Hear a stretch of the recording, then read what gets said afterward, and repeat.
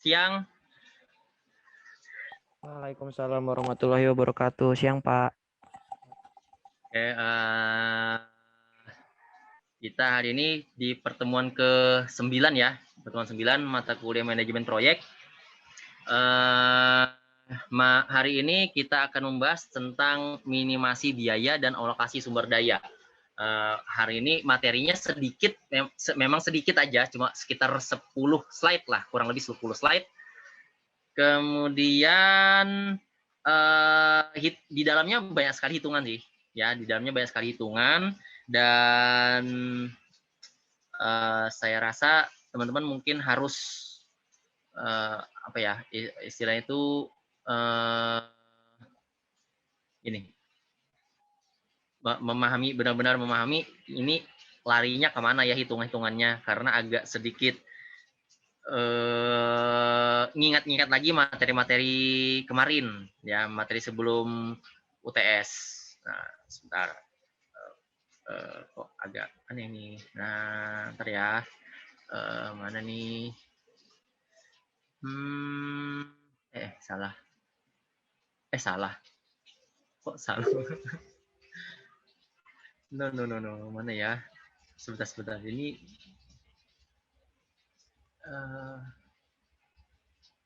yang mana itu ya? Ini dia nih. Nah, oke. Ini set dulu. Bentar, sebelum saya mau share screen bentar ya.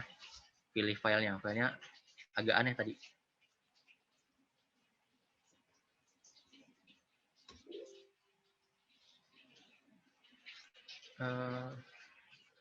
Sebentar. Nah, ini bentar ya.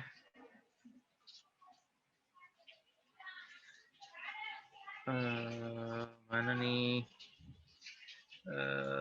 Manajemen proyek.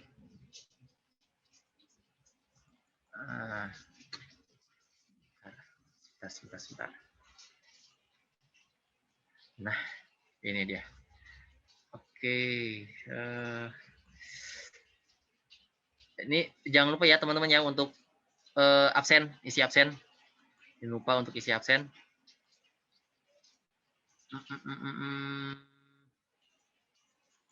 Ini dia.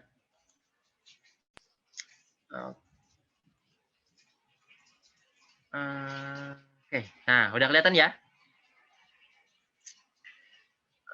Oke. Nah, jadi kita akan membahas nih tentang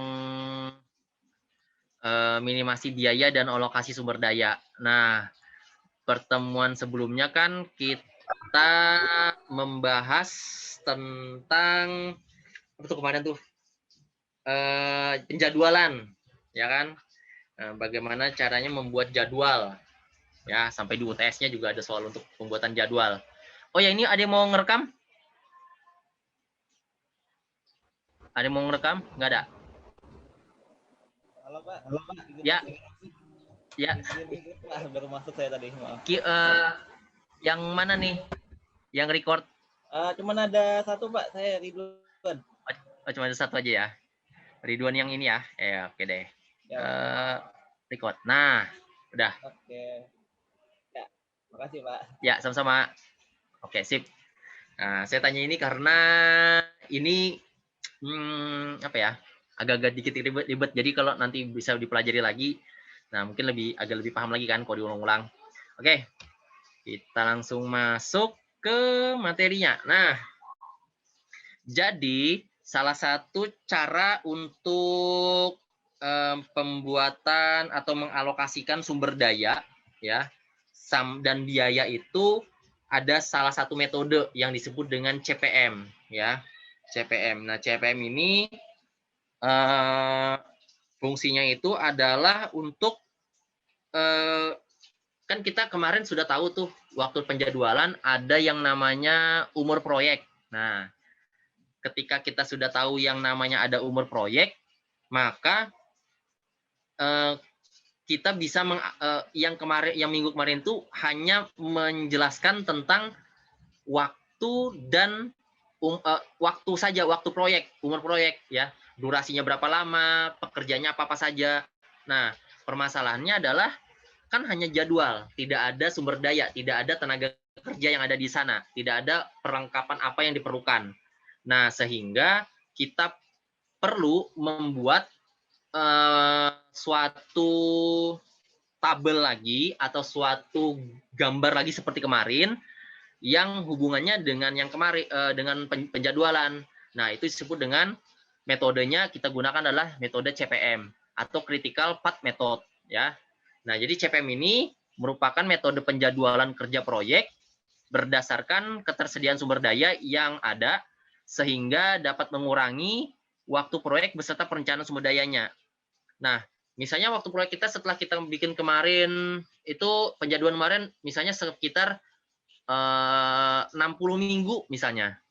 Nah, ketika kita masukkan sumber dayanya, sumber daya kita ini kan melimpah misalnya. Ternyata nggak sampai 60 minggu, tapi sekitar 40 minggu sudah selesai. Nah, itu bisa berubah tuh, bisa berubah. Jadi, karena kita masukkan yang namanya unsur sumber daya. Atau bisa juga, karena sumber daya kita terbatas, bukan 60 minggu, tapi jadi 65 minggu misalnya. Nah, karena kita terbatas. Bisa juga seperti itu. Jadi, yang kemarin itu hanya sebagai rule, sebagai apa namanya garis besarnya, tapi setelah kita masukkan ke dalam metode CPM, baru terlihat jelas bahwa, oh, proyek ini bisa dipercepat atau diperlambat. Nah, atau harus diperlambat, misalnya gitu. Nah, jadi metode penjadwalan ini, yang sebelumnya ini kalau kita menggunakan CPM, itu harus ada Gantt chart-nya dulu, sama jaringan kerja atau networking-nya. Karena di dalam itu, di dalam networking, menghasilkan umur proyek dalam pengerjaannya. Ya. Oke. Nah, berikutnya, CPM ini mengasumsikan bahwa umur proyek, ya, bahwa umur proyek itu bisa dipersingkat dengan menambah sumber daya tenaga kerja, peralatan, modal untuk kegiatan tertentu, ya, bisa dipersingkat. Tapi kalau sumber dayanya itu terbatas, peralatannya kita kurang, modalnya kita kurang, bisa jadi waktu atau umur proyek itu bukan dipersingkat, tapi diperlama, bisa jadi, ya. Nah, jadi berikut ini adalah hubungan antara waktu dan biaya, ya, gambar berikut ini. Nah, ini ada antara hubungan waktu dengan biaya pada keadaan normal dan crash. Nah, di gambar sini kan kita ada ngeliat nih, ya, ada terlihat bahwa di dalam sini ada CC, ya. Sebentar nih, mana annotation, spotlight. Nah, ya, di sini ada CC, kemudian di sini ada crash, di sini ada slope, cost slope, kemudian di sini ada normal, kemudian di sini ada TN.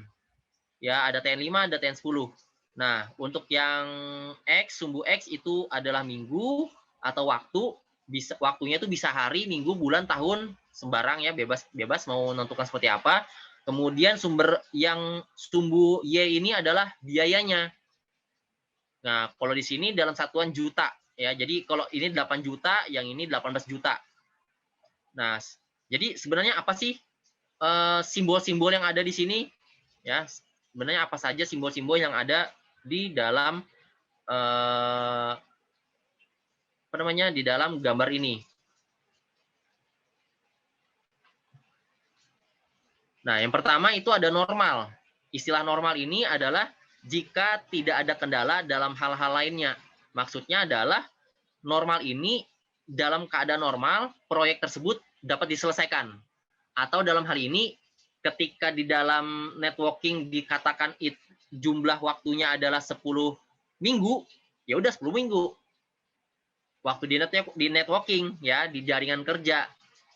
Nah, itu waktu normal. Jadi waktu normal ini tidak ada kendala apapun, tidak ada sesuatu yang mengharuskan ini harus dipercepat atau diperlambat.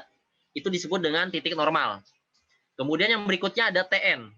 TN di sini adalah waktu kondisi normal. TN. Oke, TN di sini waktu kondisi normal. Kayaknya ini salah deh ini. Oke, ini benar ya TN. Maksud saya yang TN5 ini itu TC namanya. Ya, bukan TN tapi TC. Sorry. Nah, berikutnya ada CN, simbol CN. Simbol CN itu yang 8 juta ini ya, itu maksudnya adalah biaya pada kondisi normal. Pada saat kita menghitung Gantt chart dan networking, itu kita sudah bisa menghitung biaya normalnya untuk dalam waktu 10 minggu ini berapa sih total biayanya. Oh, ternyata total biayanya itu sebesar 8 juta saja. Nah, total biayanya 8 juta. Oke, kemudian ada lagi istilah crash. Nah, crash di sini adalah jika mengerahkan semua sumber daya yang ada. Ya, crash. Crash itu kalau kita menggunakan sumber daya. Kalau normal di sini tidak ada sumber daya ya. Tidak ada sumber daya yang ada. Sumber dayanya itu tidak ada tenaga kerja yang dimasukkan. Karena titiknya normal, itu titik yang ada di dalam networking. Kalau di networking kan hanya aja durasi waktu saja. Tidak ada jumlah tenaga kerja, tidak ada jumlah peralatan, tidak ada. Nah, tapi kalau sudah kita masukkan unsur-unsur tenaga kerja atau peralatan, atau yang disebut dengan sumber daya, nah itu disebut dengan titik crash. Pasti akan terjadi perubahan. Dalam hal ini perubahan biaya pasti. Kemudian dalam hal ini pasti terjadi juga yang namanya perubahan waktu. Semakin banyak tenaga kerja, semakin tinggi biayanya, semakin cepat waktu durasi proyek itu selesai. Ya. Nah, itu disebut dengan titik crash. Kemudian TC. Nah, TC ini yang TN5 ini ya. Ini maksudnya ini TC nih. Bukan TN5 tapi TC. TC sama dengan 5 ya. Nah, TC ini adalah waktu kondisi crash. Jadi ketika kita masukkan unsur-unsur sumber daya, maka TC-nya, TN-nya yang tadi 10 berubah menjadi TC sama dengan 5. Ya, dalam waktu 5 minggu udah selesai pekerjaannya. Nah, tetapi CC itu cost crash ya. Jadi biaya pada kondisi crash itu meningkat menjadi 18 juta. Ya, meningkat. Nah, sehingga di sini terlihat bahwa adanya hubungan antara titik crash dengan titik normal. Ya, antara titik crash sama titik normal. Itu yang menghubungkannya adalah disebut dengan cost slope ya, atau garis biaya ya. Nah, cost slope ini adalah besarnya perubahan biaya bila suatu aktivitas dipercepat atau diperlambat. Bisa dipercepat, bisa diperlambat. Nah, dalam kondisi ini, di gambar ini, itu dipercepat dari 10 minggu menjadi 5 minggu. Makanya dia gambar kayak gini. Tapi kalau diperlambat, bisa jadi gambar terbalik. Ya, kemiringannya terbalik. Bukan dari kiri atas ke kanan bawah, tapi bisa jadi dari kiri bawah ke kanan atas. Nah, itu ya. Jadi itu disebut dengan cost slope, kemiringan, garis penghubungnya. Besarnya perubahan biaya. Perubahan biaya terjadi besarnya berapa? Ternyata 10 juta perubahannya. Nah, cara menghitungnya adalah untuk cost slope ini menggunakan rumus CC dikurang CN dibagi TN dikurang TC. Ya. Cost slope rumusnya CC dikurang CN dibagi TN dikurang TC. Nah, kalau dalam kondisi di gambar ini kita bisa lihat nih bahwa cost slope-nya itu berapa sih? Ternyata cost slope itu 18 dikurang 8 ya, karena CC kurang CN berarti 18 kurang 8 dibagi TN dikurang TC. 10 kurang 5. Berarti 10 dibagi 5.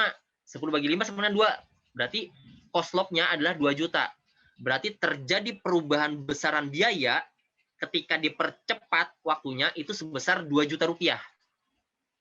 Oke, 2 juta rupiah. Bukan langsung dikurang aja ya, 18 sampai di 18 kurang 8 bukan. Tetapi di sini ada hubungannya dengan waktu. Berarti 2 juta per minggu. Nah, 2 juta per minggu. Oke. Jadi sebanyak 2 juta per minggu. Satuannya karena ini yang di atas 18 dikurang 8 itu adalah juta. 10 dikurang 5 itu satuannya minggu. Berarti jawabannya 2 juta per minggu. Oke, cost slope-nya 2 juta per minggu. Nah, di sini untuk mengurangi mengurangi umur proyek itu konsepnya itu menggunakan cost slope ya. Jadi konsep cost slope itu yang kita lihat tadi di dalam grafik tadi, grafik sebelumnya tadi, itu dapat digunakan untuk menentukan waktu yang paling efisien. Ya, jadi konsep cost slope itu digunakan untuk menentukan waktu paling efisien untuk menyelesaikan proyek. Nah, dan dihubungkan dengan biaya. Kalau misalnya tadi sebanyak 10 minggu biayanya 8 juta. Tapi kalau kita percepat jadi 5 minggu, biayanya jadi 18 juta. Nah, sehingga kita bisa menghitung bahwa perubahan biayanya itu 2 juta per bulan. Ya. Nah, itu cost slope.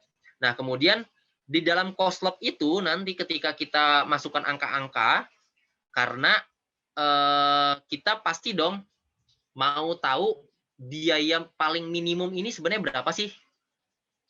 Jadi sebenarnya suatu proyek apabila waktu durasinya itu dipercepat, tidak serta-merta semakin cepat semakin meningkat, biayanya tidak.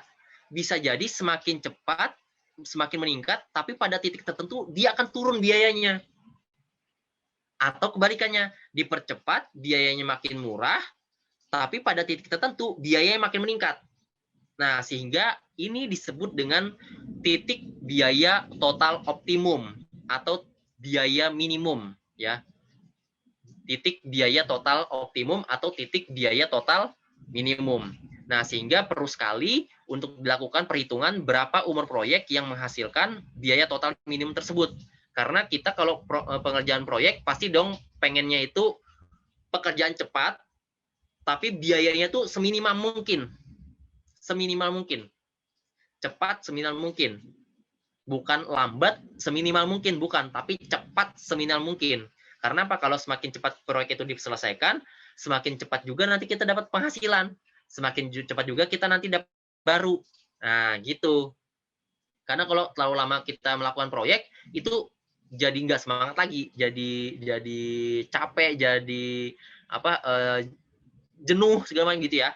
Nah, sehingga langkah-langkah yang diperlukan untuk menentukan biaya total optimum tadi, ya, pada umur berapa biayanya ini paling efisien, ya, maka bisa ditentukan setelah membuat jaringan kerja dan perkiraan waktunya.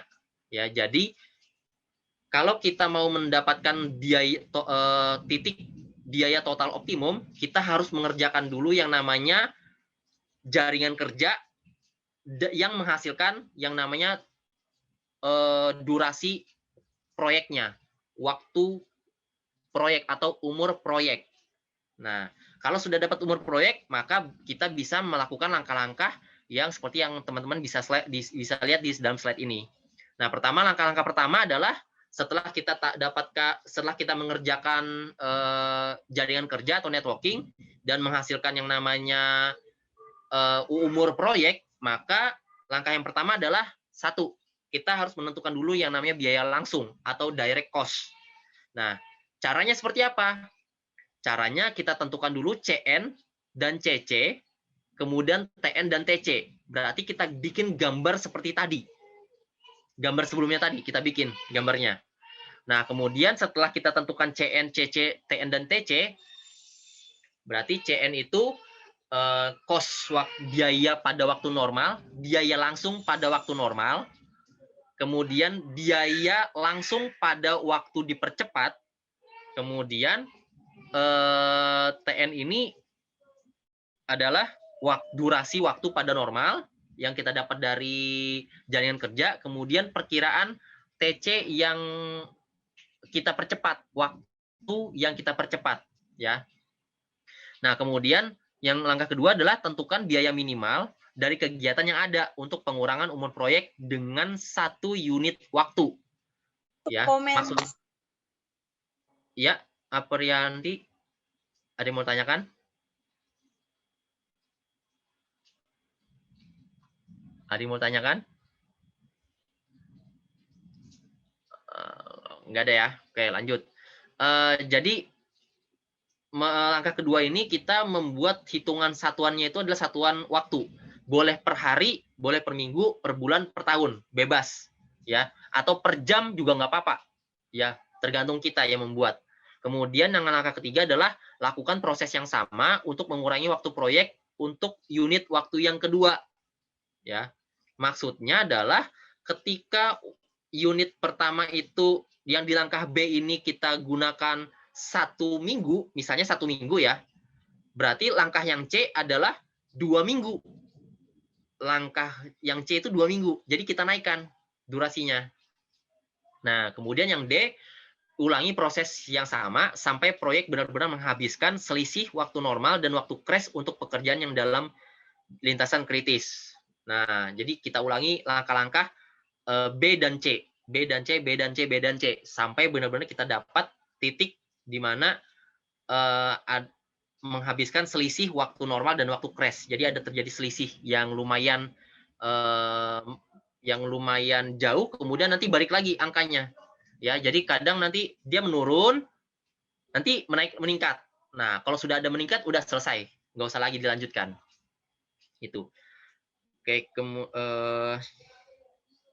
oh ya, untuk yang langkah 1B ya, untuk yang langkah 1B kan katanya itu menentukan biaya minimal dari kegiatan yang ada untuk pengurangan umur proyek dengan 1 unit waktu. Nah, hal ini itu dilakukan untuk kegiatan-kegiatan yang berada dalam lintasan kritis ya. Jadi yang kita tentukan biaya minimal itu pada lintasan kritis. Nah, pertemuan sebelumnya kita kan sudah pernah menghitung tuh lintasan kritis LK ya, yang dalam tabel. Ada kan rumusnya untuk mencari LK.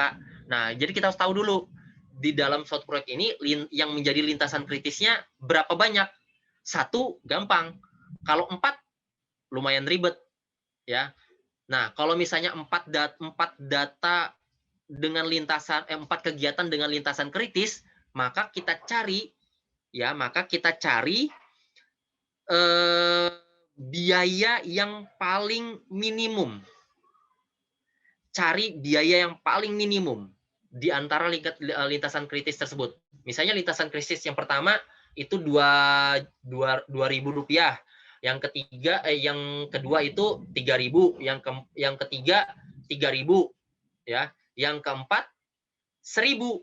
Nah, berarti kita kerjakan dulu kegiatan yang keempat, yang 1.000 itu. Ya, kita kerjakan dulu.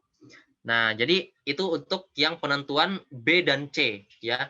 Ketika menentukan biaya minimal, kita kerjakan yang namanya lintasan kritis. Karena lintasan kritis ini yang mempengaruhi durasi waktu, durasi atau umur proyek. Seperti yang kita ketahui di pertemuan sebelumnya, lintasan kritis itu mempengaruhi umur proyek. Oke, nah berikutnya yang langkah kedua nih. Langkah kedua yaitu kita tentukan biaya tidak langsungnya atau disebut dengan indirect cost. Nah, caranya adalah menentukan biaya tidak langsung pada proyek untuk waktu normal dan waktu crash dan untuk waktu antaranya. Ya, waktu di antaranya. Ini seperti apa sih? Jadi contohnya kalau biaya tidak langsung itu seperti ini, seperti biaya satpam, biaya administrasi, ya, beli-beli kertas segala macam. Itu kan tidak langsung mengenai pada proyek. Tapi kalau biaya langsung itu apa? Gaji karyawan, biaya langsung. Biaya tidak langsung itu ya tadi beli kertas, ya minum kopi-kopi gitu kan. Nah, itu biaya tidak langsung, indirect. Nah, kemudian yang ketiga adalah kita tentukan biaya totalnya atau total cost-nya dengan cara menambah biaya tidak langsung ke biaya langsung. Jadi biaya tidak langsung ditambah biaya langsung sehingga mendapatkan biaya totalnya pada tiap waktu yang ada. Kemudian setelah itu baru kita dapat menentukan umur berapa proyek ini dapat terselesaikan dengan biaya proyek yang minimal. Nah, ketika kita dapatkan angkanya, berarti pada titik itulah yang disebut dengan titik biaya optimum. Ya, titik biaya optimum, biaya total optimum atau biaya total minimumnya. Nah, berikutnya, nah ini nih. Kita bisa lihat nih di dalam gambar 2 ini ya. Dalam gambar IU2 ini yaitu mencari titik di mana biaya total itu mencapai minimum. Nah, jadi maksud dari penjelasan tadi itu kita nanti menghasilkan gambar seperti ini. Pengerjaan kita tadi. Dari angka 1, 2, 3. Nah, langkah pertama adalah menentukan biaya langsung. Berarti kita buat grafik seperti ini nih. Di sini ada hubungan antara durasi proyek, lamanya waktu, ya, umur proyeknya, dengan biayanya, biaya yang kita keluarkan. Pada biaya langsung itu berapa saja, kita tentukan. Nah, kemudian setelah kita dapatkan biaya langsung, dan biaya langsung ini dilihat dari titik kritisnya, ya, titik kritis. Oke, nah kemudian setelah itu baru langkah kedua, biaya kita hitung biaya tidak langsungnya. Nah, setelah kita dapatkan biaya tidak langsung, berdasarkan durasinya juga, baru kita buat atau hitung total biayanya. Total biaya adalah biaya tidak langsung ditambah biaya langsung. Contohnya seperti ini nih. Yang titik pertama ini, kalau kita lihat pada durasi waktunya adalah pada waktu 5, biayanya ini sekitar 4, ya. Sekitar 4 lah, sekitar 4 juta. Kemudian biaya tidak langsungnya ini sekitar 46. Nah, sehingga bukan sekitar bukan 46, sekitar 43-an, ya, 43 44. Nah, sehingga kalau misalnya 43 ditambah 4 berapa? Nah, dapat nih angkanya, total biayanya sekian. Jadi itu total biaya. Jadi total biaya ini titik yang di atas ini itu penjumlahan antara biaya tak langsung ditambah dengan biaya langsung. Nah, ketika kita sudah dapat biaya total biayanya, kalau kita lihat dari grafik kan ini grafiknya dari durasi 5, makin lama waktu proyek makin turun total biayanya. Tapi pada titik tertentu, pada durasi proyek sekitar 9,5 bulan, 9,5 minggu, ini langsung meningkat, naik lagi total biayanya, ya. Nah, sehingga pada titik terendah tersebut itu disebut dengan titik biaya optimum. Dan di sini dan pada titik ini kalau kita tarik garis lurus ke bawah akan memotong sumbu X. Nah, sumbu X ini nanti kita dapat durasi waktu pekerjaan yang dapat kita percepat. Yang tadi waktu proyeknya sekitar 15 minggu, bisa kita percepat menjadi 9,5 minggu saja, dengan total biaya yang minimum. Nah, gitu. Minimum banget nih. Bayangkan aja kalau kita pakai 15 minggu, biayanya itu sekitar 45-an. Tapi kalau kita percepat, oh ternyata biayanya ini murah. Sekitar 40 juta aja. Nah, sekitar 40 juta. Gitu ya. Jadi, ini cara hasilnya nanti seperti ini hasilnya. Nah, sekarang ini ada contoh soal. Ada contoh soalnya di contoh soal ini yaitu soalnya adalah suatu proyek pembangunan gedung dengan 12 kegiatan memerlukan waktu 65 hari, ya. Gambar jaringan kerja dan tabel yang berisikan data waktu dan biaya terlihat pada gambar di samping, tabel dan gambar samping. Jadi ini tabelnya. Pada kegiatan A, untuk waktu normal, biayanya berapa? Pada waktu dipercepat, biayanya berapa? Kemudian kita hitung cost log-nya dengan cara tadi rumusnya tadi. CC dikurang CN dibagi TC dikurang TN. Ya. CC dikurang CN, ya. Kemudian dibagi CN dikurang TN dikurang TC. TN dikurang TC. Nah, nanti kita dapat nih. Dapat cost log-nya segala, ya. Dapat cost log-nya, ini dapat semua pada semua lintasan. Nah, yang ada tanda bintang ini itu adalah lintasan kritis. Oke, lintasan kritis. Nah, ini lintasan kritis. Kemudian yang di gambar bawah ini adalah jaringan kerjanya. Dari awal kegiatan, waktu start-nya adalah 0, ya, kemudian last start-nya 0. Kemudian pada waktu akhir dari pekerjaan itu di L. Di L ini 65 minggu jawabannya, ya. Berarti dengan waktu 65 hari. Nah, jadi kegiatannya ini 65 hari. Nah, sebenarnya bisa nggak sih kita percepat ini pekerjaannya nih nggak 65 hari, bisa nggak sih? Atau harus kita perlambat? Karena kalau kita lihat dari jaringan kerja ini, yang kita lihat di sini kan hanya waktu, ya kan, hanya waktu optimum saja. 8, 6, 14, 16 itu kan kalau dilihat dari keterangannya ini, kalau 8 itu adalah waktu normal, 6 itu adalah waktu crash. Nah, waktu dipercepatnya. Nah, ini bisa kita hitung. Nah, bagaimana cara mendapatkan waktu cepat? Cara menghitungnya adalah kita menggunakan total float namanya. Rumus total float kemarin, total float TF. Nah, itu cara mencari waktu crash. Ya, total float kemarin. Ya, jadi lihat lagi itu materi yang kemarin. Jadi untuk mempercepat waktu itu menggunakan rumus total float. Nah, jadi kalau di sini ada garis putus-putus itu kegiatan semu, lintasan kritisnya itu yang ada apa namanya? Yang ada tanda bintangnya ya, yang ada tanda bintangnya. Di sini ada kegiatan A, B, D, E, G, K, L. Nah, G, ini K, ini L, lintasan kritis semuanya di sini nih. Oke. Nah, berikutnya bagaimana cara menjawabnya?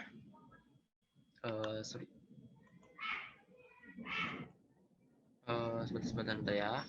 Nah, bagaimana cara pengerjaannya? Nah, pertama kita dapatkan tadi yang namanya tabel tadi kan, ya tabel tadi, tabel kegiatan dengan waktu normal sama waktu crash, kemudian biaya normal sama biaya crash kita dapatkan slope-nya, kita hitung.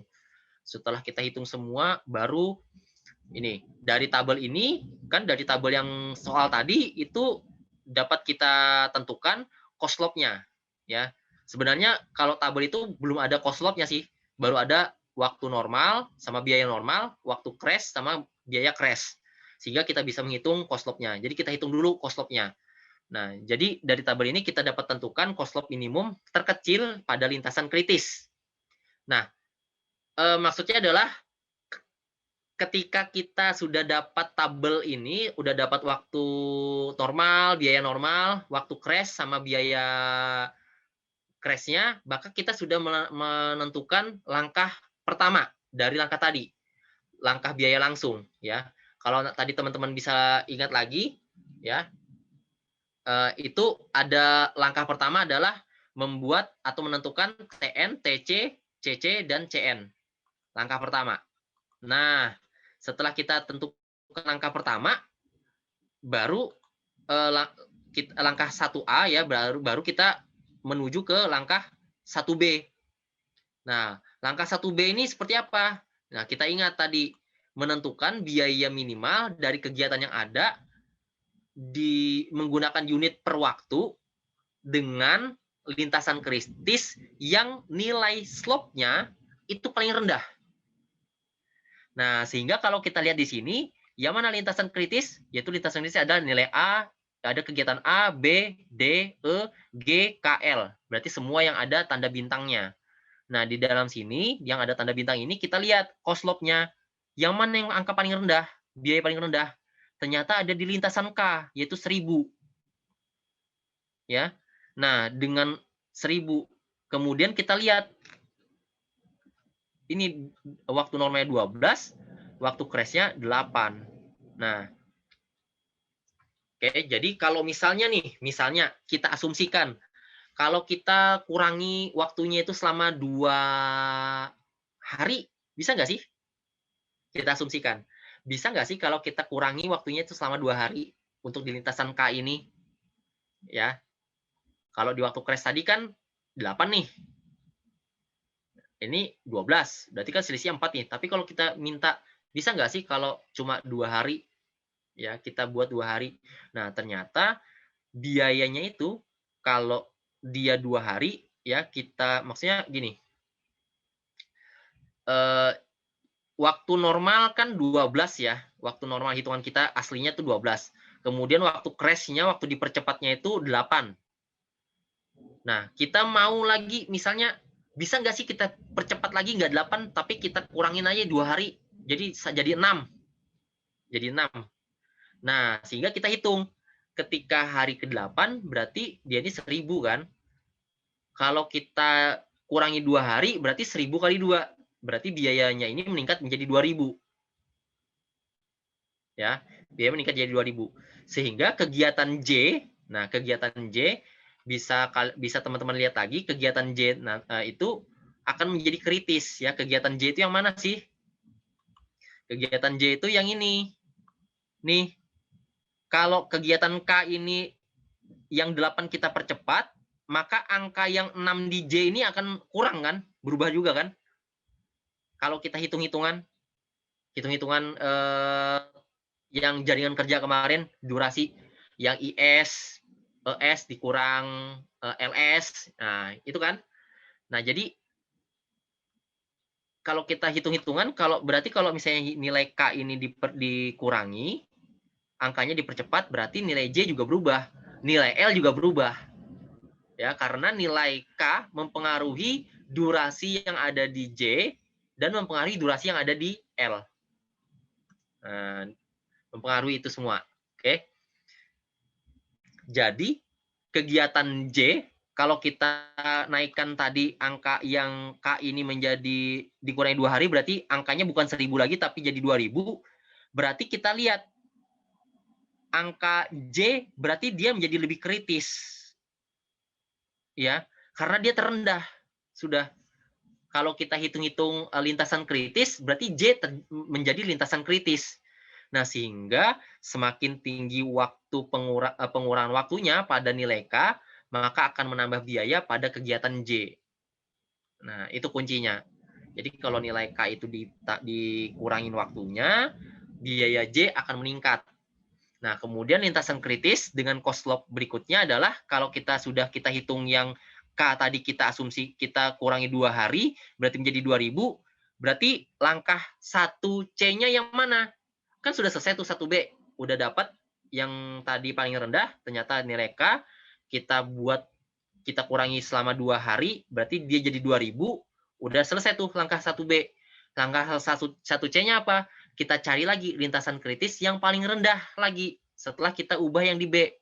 Setelah kita ubah yang nilai K. Karena nilai K ini jadi 1000, paling rendahnya yang mana?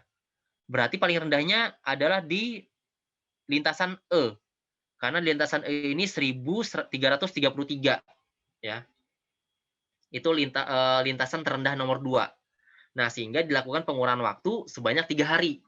Karena tadi 2 hari, kita buat 3 hari. Meningkat.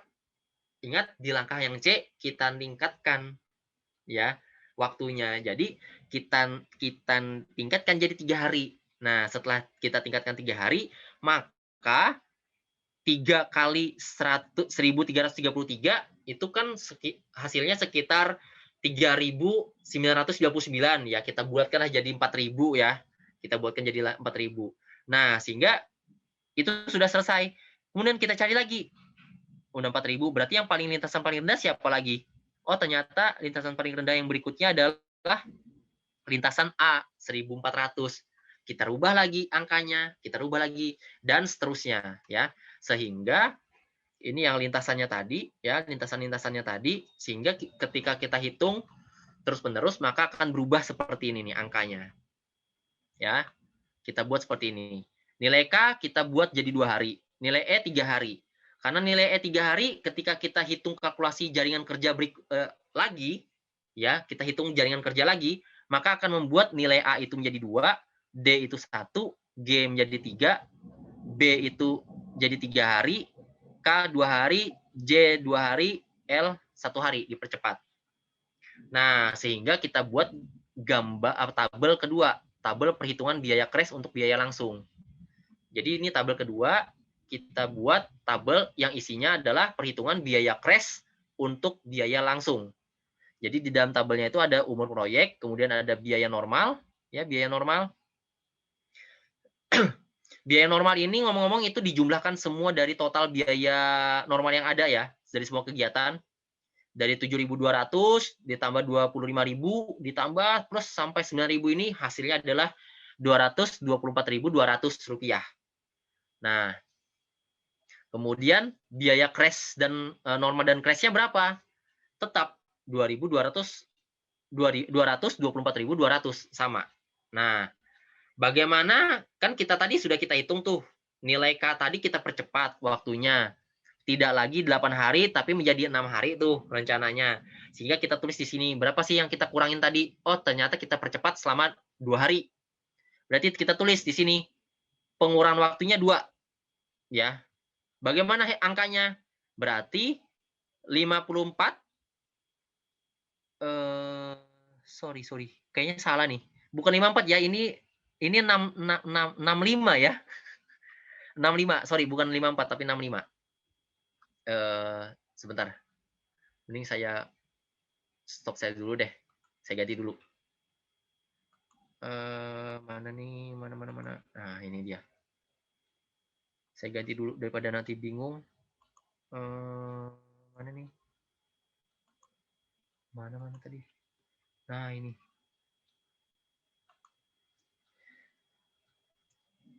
Oke, itu 65.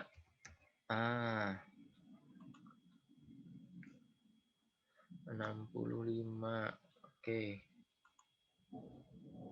Saya coba lagi.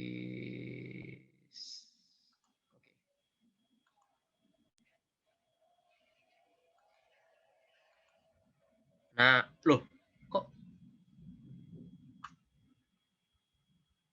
Nah, berubah jadi 65. Oke, udah jadi 65 ya, umur proyeknya 65. Karena lihat dari L ada 65. Nah, 65 dikurang 2 kan 63 umur proyeknya jadi. Ya, 65 kurang 2, 63. Kemudian tadi tambahan biayanya tadi berapa? 2.000 kan? Karena dia tadi 1.000. 1.000 kali 2, 2.000. Sehingga biaya normal dan crashnya adalah 224.200 dikurang 2.000 ditambah 2.000. Menjadi 226.200 ditambah. Nah, kemudian berikutnya juga 63 dikurang 3, 60. Kemudian tadi 4.000. Kemudian ditambah tadi 4.000 ditambah 226.200 jadi 230.200 dan seterusnya.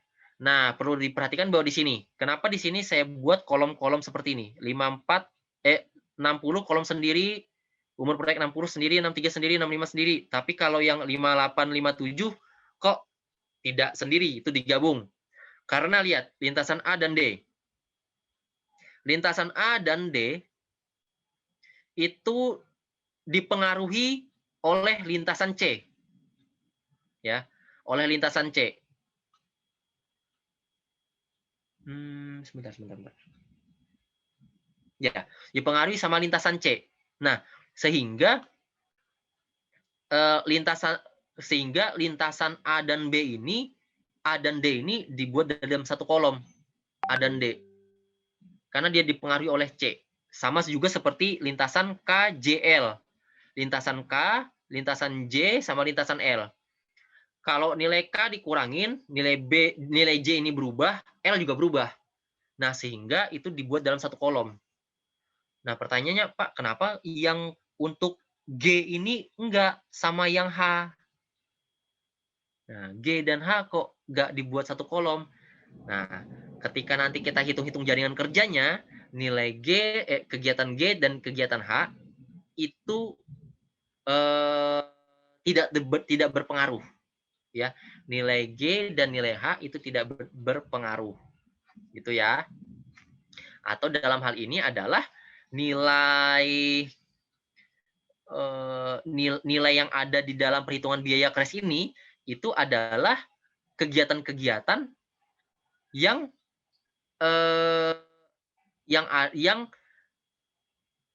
berada di dalam lintasan kritis. Ya, kegiatan-kegiatan yang berada di dalam lintasan kritis. Nah, Pak, kalau J kan tidak dalam kegiatan kritis, Pak. Kalau J, iya, karena J tidak masuk dalam kritis, tapi dia tetap dimasukkan. Karena apa? Karena nilai J ini mempengaruhi nilai L, produk terakhir, kegiatan akhir dari kegiatan kita. Sehingga dia dimasukkan untuk J, untuk yang J. Itu ya. Karena dia mempengaruhi kegiatan L. Kalau yang lainnya nggak mempengaruhi, tetapi sudah bisa diwakili sama yang namanya nilai lintasan kritis. Lintasan kritis. Jadi lintasan kritis semua yang isinya ada dalam sini. Kemudian untuk nilai J itu dimasukkan karena mempengaruhi nilai L. L ini lintasan kritis juga nih, karena L ini bukan produk. L ini adalah waktu akhirnya untuk produk. Untuk proyek ya, untuk proyek, waktu akhir proyek, sehingga J ini dimasukkan itu ya. Nah, jadi kita lakukan kegiatan yang sama Jadi ini 60 dikurang 2, 58 kurang 1, 57. Dan seterusnya. Nah, yang di sini agak ribet nih, agak aneh. Kan Pak, harusnya kalau 51 kurang 2, 49. Betul. Terus 49 kurang 2 kan harusnya 47. Kenapa 48?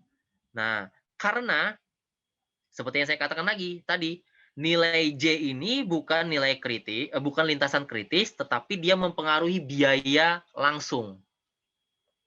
Mempengaruhi biaya langsung, mempengaruhi nilai, mempengaruhi durasi dari L.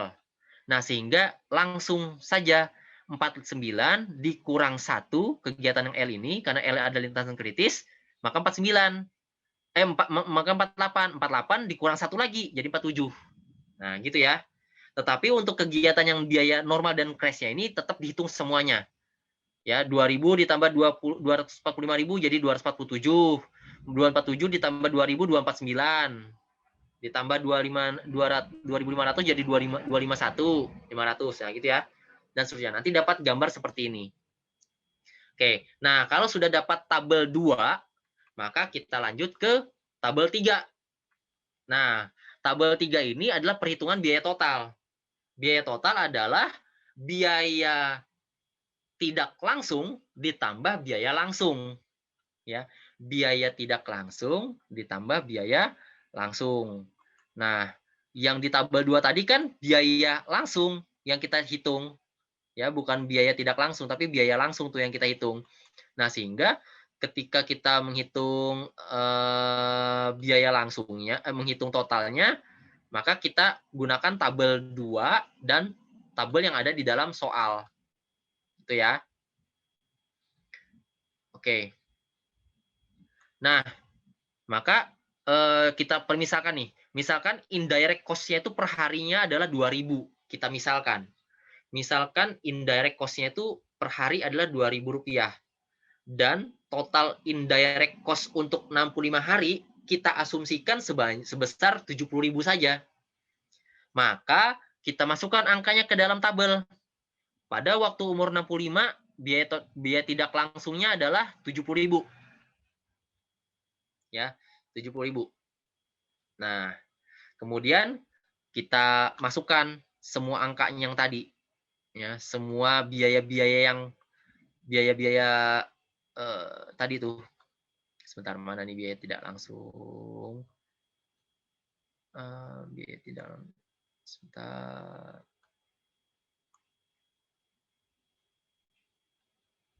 Oke.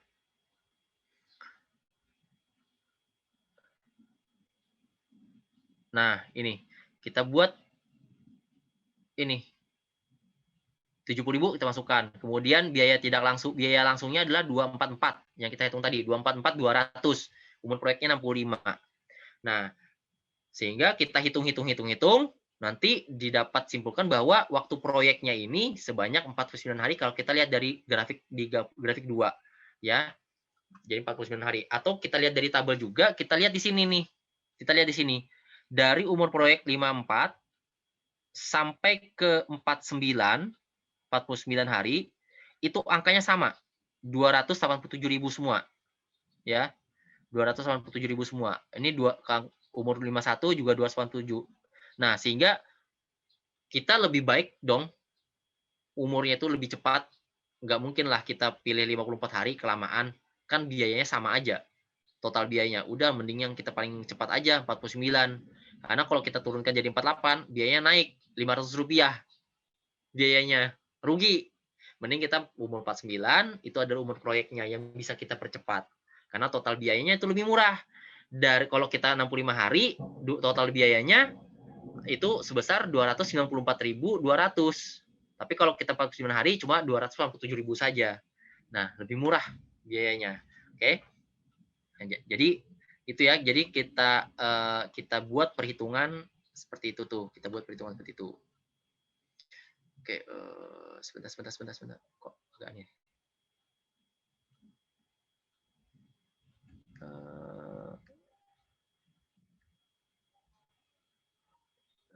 Mana nih tadi nih? Oke.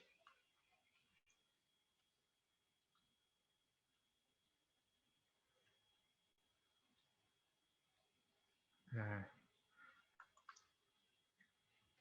kemudian, nah itu tadi perhitungan CPM, ya perhitungan CPM. Tetapi kalau kita lihat tadi di perhitungan tersebut, ya, sorry.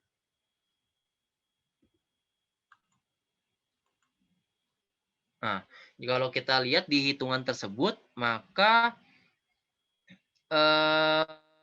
ini nih, maka di perhitungan awal tadi kita anggap, kita asumsikan atau kita lihat bahwa semua kegiatan tersebut, semua kegiatan itu sumber dayanya itu unlimited, ya, sumber dayanya itu unlimited, semua itu ada, ya, semua tersedia, semua ada, sehingga udah tinggal kita plot-plotkan saja. Nah, permasalahannya adalah kalau di kenyataan kan tidaklah demikian kan, ya, kalau di kenyataan kan pasti berbeda, pastilah sumber daya kita itu terbatas, tenaga kerja kita terbatas, kemudian ATK kita terbatas, sehingga bisa kita perlu yang namanya perubahan biaya, ya. Kemudian juga bisa jadi pada saat yang sama kita mengerjakan 2-3 proyek. Nah, dengan tenaga kerja kita kalau untuk satu proyek kita cukup unlimited, tapi kalau sampai 3 proyek terbatas karena kita bagi-bagi. Nah, sehingga kita perlu yang namanya penjadwalan dengan sumber daya yang terbatas. Kita perlu yang namanya itu. Nah, karena apa? Misalnya nih, pada saat ada 3 pekerjaan dan memerlukan tenaga ahli yang sama yang kita miliki. Nggak mungkin kan ketiga-tiganya tuh ngerjain semuanya, ngerjain ketiga proyek, nggak mungkin, pasti kita bagi-bagi. Nah, tapi kalau ketika kita penjadwalan, di proyek kedua itu perlu yang namanya 2 tenaga ahli. Di proyek pertama itu perlu namanya 2 tenaga ahli. Berapa totalnya? 4. Kemudian proyek ketiga itu 1 tenaga ahli, berarti 5. Perlu 5 tenaga ahli. Sedangkan kita punya 3 tenaga ahli. Pertanyaannya, apakah kita rekrutmen orang, atau kita manfaatkan yang 3 orang ini saja? Nah, itu kita bisa hitung-hitung, kita bisa hitung-hitungan. Nah, hitung-hitungnya dengan cara penjadwalan sumber daya terbatas ini. Nah, langkah-langkahnya adalah untuk membuat pemerataan sumber daya. Yang pertama, buat jaringan kerja dulu. Buat jaringan kerja, networking. Kemudian sertakan waktu setiap aktivitas. Kemudian plot pengguna sumber daya untuk setiap aktivitas. Kemudian gambarkan jaringan kerjanya dan sumber daya yang diperlukan dalam bentuk grafik. Waktu versus sumber daya dengan menggunakan waktu paling awal. Dalam hal ini adalah ES dan EF.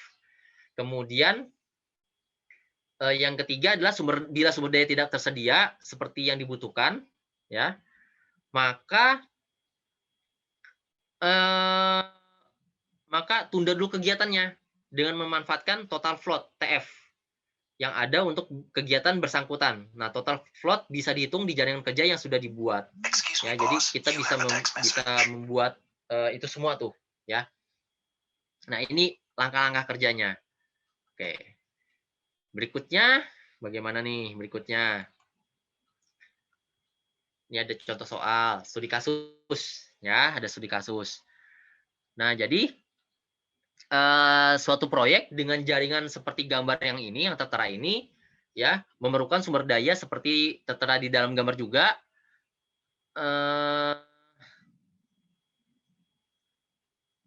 Jika proyek tersebut dibuat selesai dalam 10 minggu, ya, dalam 10 minggu, jika proyek dibuat selesai itu dalam 10 minggu, dan tenaga kerja yang tersedia hanya 6 orang, bagaimana pemerataan sumber dayanya?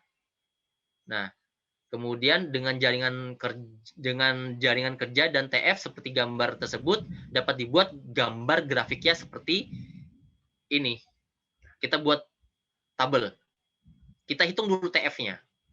Nah, perlu dilihat bahwa di sini diminta kan kalau kita punya tenaganya itu cuma 6 orang. Kemudian kalau kita lihat dari jaringan kerja, itu waktu selesainya hanya cuma 9 minggu saja. Kalau kita 6 orang 9 minggu, agak berat deh.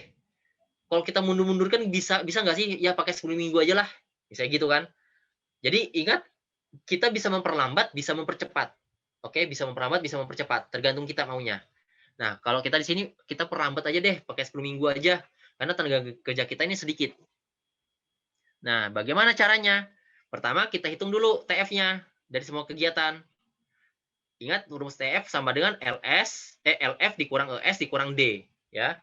Jadi, contohnya, LF berarti yang ada di bawah, 2 yang ada di bawah di jaringan yang di kegiatan kedua, 2 dikurang ES. ES itu di jaringan pertama itu adalah 0. Berarti 2 kurang 0, 2. Kemudian dikurang D. D itu adalah di bawah A ini kan ada angka 2 tuh, durasi. D itu kan durasinya untuk kegiatan A. Berarti 2 kurang 2, 0. Maka TF-nya 0. Yang B, kegiatan B. B itu 6. LF-nya 6.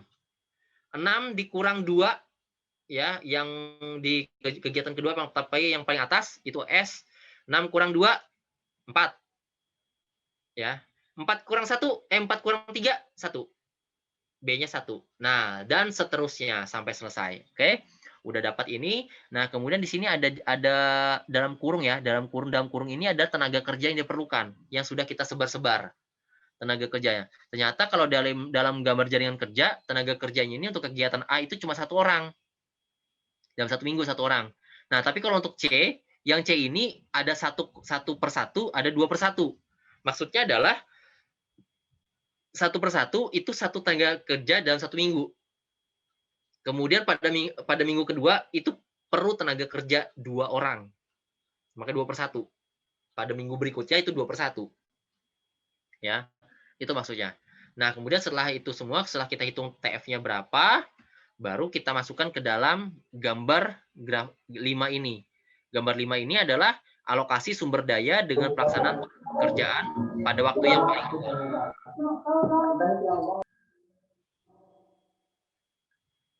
Oke, jadi kita buat gambar 5 ya. Kita buat gambar 5 ini. Nah, kemudian kita buat gambar 5 ini gambarnya ini sesuai dengan jaringan kerja yang ada ya. Ini jaringan kerja yang ada kan, A ini kan garisnya yang ini nih. Ini kan garis lurus ya, lurus. Ini sama, ini lurus juga. Kemudian atas bawah, sama atas bawah. Kemudian ke sana itu C, ini sama C. Kemudian durasinya berapa. Nah, ini panjangnya ini kita sesuaikan dengan minggu yang ada di dalam grafik. Oke. Nah, contoh. Untuk kegiatan A, durasi waktunya berapa lama? 2 minggu. Maka di sini 2 minggu. Dari 0 sampai ke 2. Untuk kegiatan B, durasi waktunya berapa? 3 minggu. Berarti dari 2, 3, 4, 5. Berarti sampai 5 minggu kan? Kita tambah 3 minggu kan? Nah, jadi sampai 5 minggu durasinya. Kita lihat di atas ini, harus sama juga. Titik B-nya ini harus sesuaikan dengan titik 5, garis 5. Jadi kita buat gambar yang ini, sesuaikan dengan ini dulu. Jadi pertama kita gambar jaringan kerjanya di dalam grafik ini. Kita sesuaikan dengan minggu-minggunya. Setelah itu baru langkah kedua adalah kita hitung atau kita gambarkan. Misalnya untuk kegiatan A itu perlu 1 tenaga kerja. Ini dalam kurung 1 kan, berarti 1 tenaga kerja. Untuk sumbu Y adalah tenaga kerja. Berarti 1 tenaga kerja. Kita bikin garis dari 1 ini sampai ke 2 minggu. 1 tenaga kerja, udah. Kemudian dari 2 minggu ini ada kegiatan apa? Kegiatan B. Kegiatan B ini dikerjakan 2 orang selama 3 minggu. B 2 orang, berarti apa? Kan kegiatan A sudah selesai. Berarti kita tambah 2 orang. Nah, jadi sampai 2 orang aja. Masukkan sampai minggu kelima. Nah, tetapi pada saat yang sama, pada saat kegiatan B, itu berlangsung juga kegiatan C dan kegiatan D. Benar kan? Ya.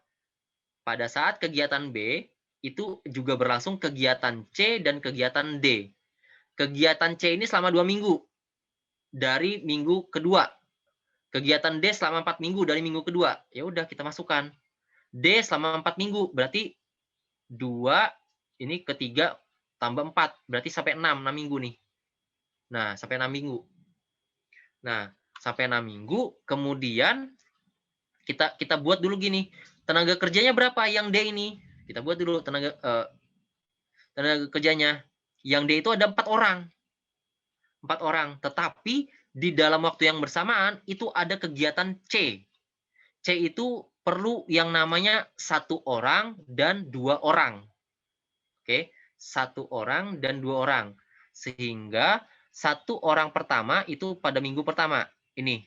Berarti pada kegiatan B kan kita sudah pakai 3 tenaga kerja. Ditambah kegiatan C berarti 3 tambah 1 pada minggu pertama berarti 4. Nih. B-nya itu B-nya itu kan 2 tenaga kerja ditambah 1 berarti 3 tenaga kerja. Berarti 2 ditambah 1 berarti 3 nih sampai sini. Nah, pada saat kegiatan C itu minggu pertama selesai, minggu kedua kita tambah jadi 2 orang. Berarti sampai 4 pekerjaan yang terjadi pada minggu ke-3 ke-4 ada 4 pekerja yang bekerja. Nah, pada saat yang sama kegiatan D berlangsung. Pada minggu kedua berarti yang tadinya ada 3 orang ditambah 4 totalnya jadi berapa? 7. Pada minggu kedua dan ketiga. Tapi pada minggu keduanya ya, pada minggu ketiga keempatnya kan C ini nambah 1 orang. Berarti total pekerjanya nambah juga 1 orang, berarti jadi 8 orang. Sedangkan pekerja kita punya 6 orang saja. Berarti di sini sudah kelebihan. Berarti sini sudah perlu 2 orang pekerja pada minggu ke-3 dan ke-4. Ya. Kemudian minggu ke-5 sama perlu juga minggu ke-5 itu 6 orang pas-pasan. Minggu ke-6, 5 ke-6. Ini ada nilai E, kegiatan E. Kegiatan E ini yang berapa? 3 orang. Berarti tinggal ditambahkan. Kan nilai D, kerjaan D kan masih ada nih, 4 minggu nih. Berarti sampai 6 nih. Berarti 4 ditambah 3, 7. Naik lagi jadi 7 orang nih pada minggu ke-5 ke-6. Ada 7 pekerja. Dan seterusnya, dibuat seterusnya sampai kayak gini. Nah, jadi gambarnya seperti ini. Gambar kelima, ini adalah gambar alokasi sumber daya dengan pelaksanaan pekerjaan pada waktu yang paling awal. Jadi kita kerjakan dulu sesuai dengan gambar yang ada. Ingat, durasi waktunya kita masih pakai 9 minggu. Masih pakai 9 minggu yang di sini. Nah, sehingga dari gambar 5 ini bisa dilihat bahwa pemakaian sumber tenaga kerja ini melebihi dari kuota yang ada. Kuota yang kita miliki kan cuma 6, sedangkan di sini sampai 8. Nah, sehingga perlu yang namanya pemerataan atau penggeseran tenaga kerja dengan cara mengatur jadwal pekerjaannya. 9 minggu saja sudah 8 orang, kalau kita percepat jadi 8 minggu, pasti nambah kan? Pasti nambah. Sehingga apa? Kita mundurin waktunya, jadi 10 minggu, gimana? Turun nggak pekerjanya, total pekerjanya? Bisa nggak kita pakai cuma 6 orang saja? Sehingga kita kerjakan. Ya, sehingga kita kerjakan. Ini gimana sih? Nah, kita kerjakan yang ini tadi, ya, yang ini tadi gambarnya, waktu paling awal kita kerjakan menjadi ini. Gambarnya. Ya, jadi yang gambar 6 ini setelah hasil pemerataan, yang gambar 5 ini yang awal tadi. Nah, kalau hasil pemerataan kan kita mintanya 10 minggu nih. Ya udah, kalau kita 10 minggu berarti kita atur-atur nih kegiatannya. Kita atur B-nya itu tetap sampai 5 ini. Kemudian kan bisa nih durasinya ini. Tadi kan semrawut nih kegiatannya. Nah, jadi nanti yang C ini kita perpanjang. Yang ini, yang C ini, yang tadinya cuma di sini kegiatannya, padahal kan dia harus, padahal kan waktu durasinya ini kan dengan durasi D bisa. D ini terlama, yaitu selama 4 minggu. Ya udah, kegiatan C ini kita atur juga sampai 4 minggu. Ya, kita atur sampai di antara 4 minggu. Nah, sehingga kegiatan masih bisa kan kegiatan C ini udahlah minggu ke-3 aja atau minggu ke-4 kita kerjakan. Bisa kan? Bisa. Nah, sehingga kita atur-atur seperti ini. Di kegiatan C ini kita lakukan pada minggu ke-5 ke-6. Kemudian dilanjutkan ke minggu ke-6 ke-7. Karena apa? Karena pada titik ke F ini ya, dari sini ke sini, F ini kan pada ini masih bisa dikerjakan nih. Ya, dia selama dari 6 ke 8, ya, dari 6 ke 8. Nah, kalau kita tambahin waktu kan bisa kita geser tuh. Kegiatan F itu jadi 7, bukan 6 tapi jadi 7. Berarti ada waktu 1 minggu untuk pekerjaan untuk C dan E, ya. Nah, kita geser-geser gini. Jadi kayak gini nih gambarnya. Coba kalau kita gambar-gambar seperti tadi caranya, maka total pekerjanya itu sebanyak 6 orang nih dari minggu kedua sampai minggu ke-5. Itu totalnya sebanyak 6 orang. Setelah itu turun jadi 5 orang, jadi 4 orang, jadi 1 orang aja. Nah, gitu tuh. Jadi setelah ini kan kegiatan kalau misalnya cuma 2 orang di sini kan minggu ke-6 minggu ke-5 ke-6 kan sudah 5 orang nih pekerjanya. Berarti sudah ada 1 orang nganggur. Ya udah 1 orang nganggur ini bisa kita stay-kan dulu atau kita alihkan ke proyek yang berikutnya, proyek yang lain. Nah, jadi gitu tuh ya. Cara pengaturan atau membuat alokasi sumber daya dan waktu dan biayanya ya. Jadi yang kita bahas hari ini bagaimana cara pengaturan biaya sama pengaturan tenaga kerjanya. Nah, sampai sini ada yang mau ditanyakan?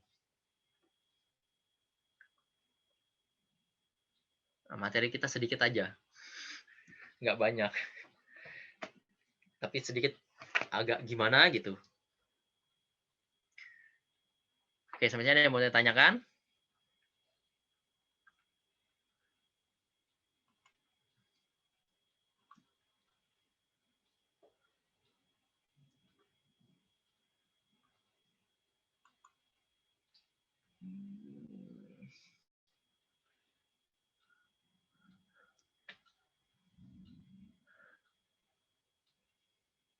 Ada yang mau ditanyakan kah?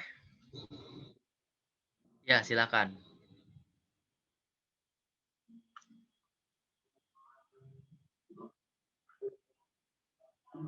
Waktu apa?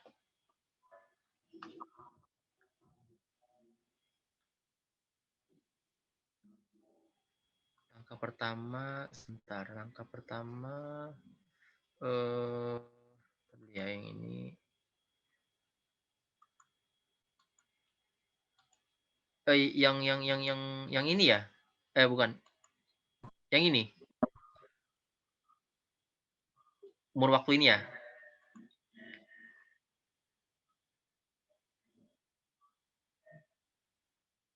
Mm-mm,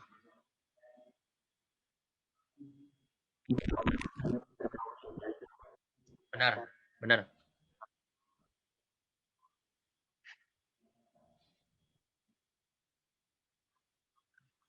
Mm-mm,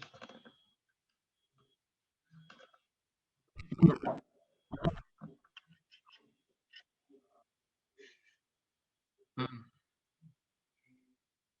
CC, ya CC, ya biaya crashnya. Oke. Nah, jadi kalau kalau saya lihat di berbagai buku tentang manajemen proyek, nah untuk perhitungan cost-nya ini, ya cost-nya itu sebenarnya ada hitungannya, dan itu hitungannya itu masuk ke jurnal, jurnal laba rugi, jurnal kemudian neraca segala macam. Nah sehingga itu kalau saya lihat dan saya tanya sama kakak saya kan akuntansi. Di akuntansi itu ternyata juga mengajarkan manajemen proyek. Nah bedanya adalah manajemen proyek yang ada di akuntansi dia membahas tentang biaya CC dan TC ini. CC ini, biaya crashnya ini, CN dan CC. Nah, sehingga di kita itu untuk menentukan CC dan CN itu kalau di kita sih itu sudah sedia angkanya. Kalau di kita di orang teknik ya itu sudah sedia. Tetapi kalau kita mau misalnya kita mau bikin proyek, gimana cara menentukan CC segala macam? Eh, mungkin Rifat bisa bisa tanya ke akuntansi bagaimana cara menghitung cost crash-nya. Ya, cost crash-nya. Kalau di saya sih kemarin sempat nanya juga, jujur pusing kepala saya mau menjelaskannya itu. Saya aja nggak masih nggak dong gitu loh, masih setengah mengerti.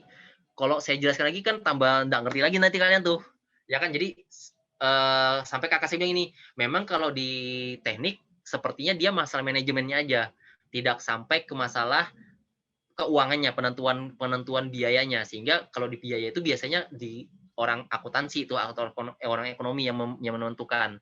Nah, jadi kalau ditanya bagaimana cara menentukannya, bisa tanya ke teman-teman yang di akuntansi. yang sudah mengikuti mata kuliah manajemen proyek. Nah, tapi kalau di kita ya, kalau nanti misalnya pun nanti ada soal dari saya, itu biasanya angkanya langsung muncul. CC-nya itu sudah langsung muncul. Ya, sudah langsung dimunculkan contoh kayak gini tadi. Nah, crash-nya ini udah munculkan. Jadi sebenarnya ini dari hitungan kalkulasi mereka dan mereka menggunakan software ini, ya.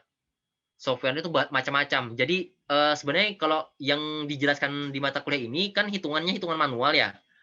Tapi pada kenyataannya sekarang itu sudah ada aplikasinya, software-nya sudah ada.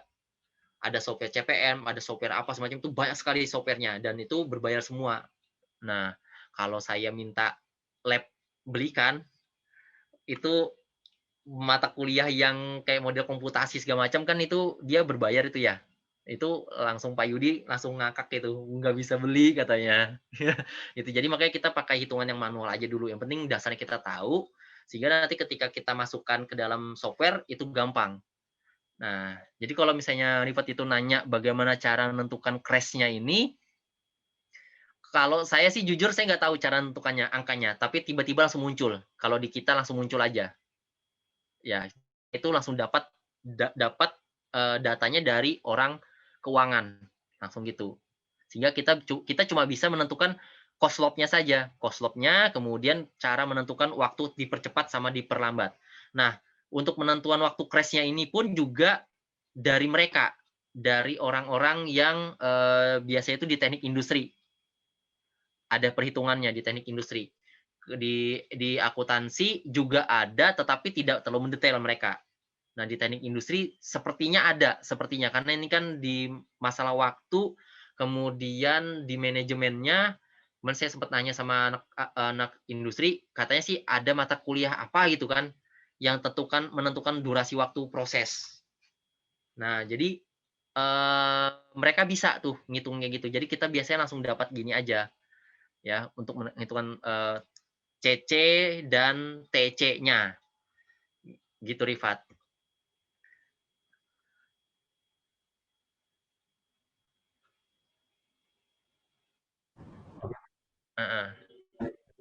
Iya, bukan ranah. Kalau saya bilang sih, secara kasarnya bukan ranah kita lah. Jadi intinya gini, di mata kuliah ini memang sih kalau kita buat sampai mendetail ke dalamnya, itu kita larinya langsung ke industri, bukan ke teknik kimia lagi. Nah, kenapa teknik kimia perlu mempelajari yang namanya manajemen proyek? Karena orang-orang teknik itu umumnya pekerjaannya adalah pekerjaan proyek. Ya, pekerjaan proyek. Nah, ketika pekerjaan proyek kita masuk ke dalam tim mereka, nah yang kita dapatkan itu adalah kita cuma dapat ini loh datanya, tolong hitung berapa durasi waktu tercepatnya, kemudian berapa keuntungan kita gini-gini nih. Nah, kita ke arah situ. Tapi kalau penentuan masalah keuangannya bukan ranah kita, itu masalah ekonomi, masalah akuntansinya tuh bagian keuangannya itu. Dan buku yang saya dapat pun itu bukunya bukan dari teknik kimia loh. Itu bukunya yang saya lihat itu dari teknik industri dia punya. Dan kemudian dari teknik industri, kemudian teknik informatika juga. Nah, informatika itu lebih parah lagi. Lebih parah lagi. Lebih parahnya adalah dia hanya fokus pada software sehingga dia cuma dapatkan data-data aja. Jadi dia nggak tahu dapat data ini dari mana, nggak tahu. Itu pas saya kemarin ada diktatnya kan di website itu, saya dapat diktatnya itu, saya baca-baca sekilas, ternyata itu lebih parah. Jadi dia ada data dimasukkan dalam software. Jadi gambar grafik kayak gini, yang gambar grafik-grafik yang ini grafik yang ini Gantt ini langsung, jaringan kerja juga langsung, kemudian mana tadi yang terakhir tadi. Nah, yang ini juga itu dalam softwarenya. Jadi ketika dia masukkan angka, langsung segini, langsung jadi. Itu lebih parah lagi, kasihan mereka malah nggak tahu.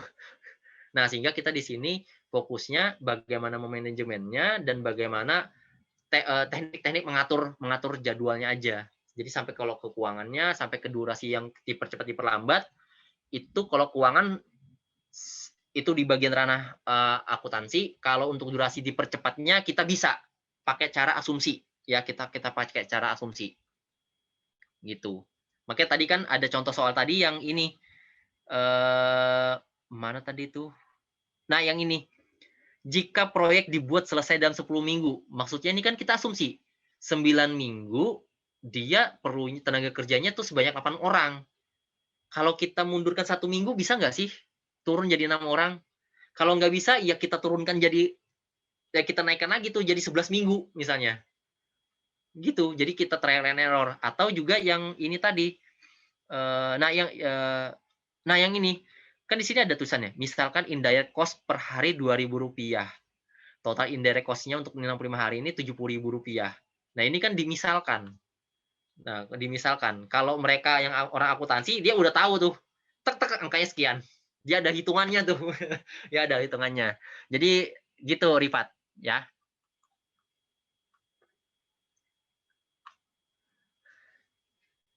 Oke, ada lagi yang mau tanyakan? Silakan.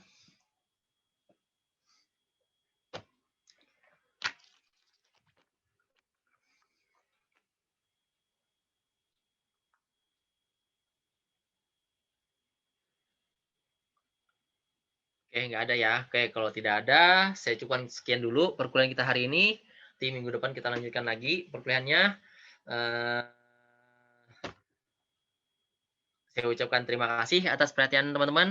Ya, sampai jumpa minggu depan dan selamat menunaikan ibadah puasa ya bagi yang menjalankan. Oke, enak nih harinya dingin. Tapi lama-lama sakit perut juga kalau kedinginan. Ya. Kita mungkin di sini untuk Rifat kan ini yang angkatan atas cuma Rifat aja ya?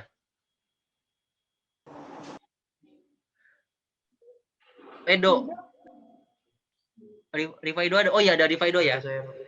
Rifaido sama Rifat ya berarti ya. Nah, Rifaido sama Rifat ini kan kalau Rifaido belum sudah itu ya skripsi ya belum kan? Sudah Pak. Oh sudah ya skripsi ya. Nah kan jadi Rifat sama Rifaido kan nanti kalau Rifat kan baru mau menyusun nih ya, mau ke proposal. Sudah tahu kan syarat-syaratnya kan dari Bu Helda kan ya, sudah tahu kan ya. Nah jadi untuk penentuan waktunya itu koordinasi saja dengan Bu Helda kapan nanti tinggal kita atur jadwalnya ya. Jadi Rifat sama siapa katanya Genero ya, sama Genero Bang Jen. Nah kemudian perlu diperhatikan juga Rifat, kalau Rifat sudah belum penelitian, segera penelitian. Kalau sudah penelitian, pertanyaannya apakah sudah upload. Nah untuk Rifaido juga gitu. Rifaido kalau sudah penelitian, apakah sudah upload? Kalau belum upload, silakan di-upload dulu. Karena syarat untuk seminar hasil adalah sudah di-upload. Ya, sudah submit. Itu ya sudah submit. Ya, sudah submit jurnal. Kemudian itu sih yang bisa saya sampaikan. Kemudian untuk yang di sidangnya syaratnya adalah itu diterima sih. Sidangnya syaratnya diterima. Sebisa mungkin diterima. Jadi kapan di publish-nya itu sembarang mereka ya. Intinya sudah diterima. Kalau bisa sudah diterima, tinggal dipublish saja lagi ya. Itu kalau bisa di sidang. Sehingga tidak ada lagi hutang piutang lah intinya dengan kegiatan di kampus ya. Sehingga nanti teman-teman kalau sudah lulus, masa sudah lulus datang lagi email ini perbaiki kata-kata ini di jurnal. Saya yakin 1000% teman-teman nggak mau ngerjain. Kenapa? Kan sudah dapat transkrip, sudah dapat ijazah, ngapain lagi ngerjain kan gitu. Nah jadi kok bisa dikerjakan dulu semuanya baru nanti sidang tuh ya. Dari Fadil sama Hetana. Nah ini buat teman-teman juga yang lain. Gitu juga nanti ke depannya ya. Sampai saat ini sih seperti itu caranya. Jadi mungkin angkatan Rivaldi, kemudian angkatan Ridwan ini dan kawan-kawan itu belum penelitian. Nah, tapi kalau memang sudah ada rencana penelitian, ditentukan dulu rencana penelitiannya. Disegerakan ya, gitu ya. Oke, saya akhiri ya. Assalamualaikum warahmatullahi wabarakatuh dan selamat siang. Waalaikumsalam warahmatullahi wabarakatuh. Siang, Terima banyak Pak. Siang, Terima kasih, Pak. Pak. Terima kasih, Pak. Saya tutup ya.